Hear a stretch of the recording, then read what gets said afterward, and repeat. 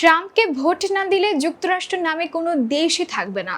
এবার স্বয়ং যুক্তরাষ্ট্রকে হুমকি দিল সাবেক মার্কিন প্রেসিডেন্ট ডোনাল্ড ট্রাম্প।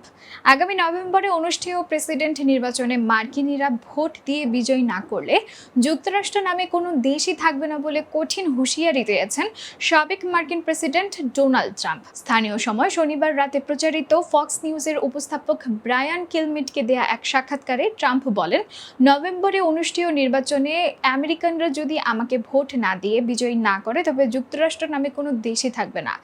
সাক্ষাৎকারে ট্রাম্প তার দল রিপাবলিকান পার্টি, প্রতিদ্বন্দ্বী ডেমোক্রেটিক প্রার্থী জো বাইডেন সহ বিভিন্ন বিষয় নিয়ে কথা বলেছেন। প্রতিনিয়ত খারাপের দিকে এগিয়ে যাচ্ছে আমাদের দেশ, আর তা 5 নভেম্বর পরিবর্তন হতে চলেছে। ওই দিন পরিবর্তন না হলে আমাদের দেশটি আর থাকবে না। ফক্স নিউজের সঙ্গে আলাপকালে সাবেক প্রেসিডেন্ট সামাজিক যোগাযোগ মাধ্যম ট্রুথ সোশ্যালে তার সাম্প্রতিক এবং নিউ ইয়র্ক পুলিশ বিভাগের একজন কর্মকর্তাকে হত্যা সহ একাধিক ইস্যু নিয়ে কথা বলেন। এদিকে মার্কিন প্রেসিডেন্ট জো বাইডেনকে কিডন্যাপের ভিডিও পোস্ট করে তোপের মুখে পড়েছেন সাবেক প্রেসিডেন্ট ডোনাল্ড ট্রাম্প।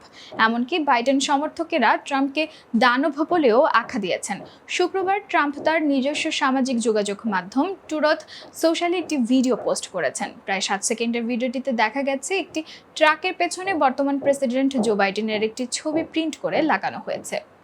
ছবিতে বাইডেনের হাত পা বাঁধা অবস্থায় মেঝেতে শুয়ে আছেন, অর্থাৎ তাকে কিডন্যাপ করা হয়েছে এমনটাই বোঝানো হয়েছে ছবিতে।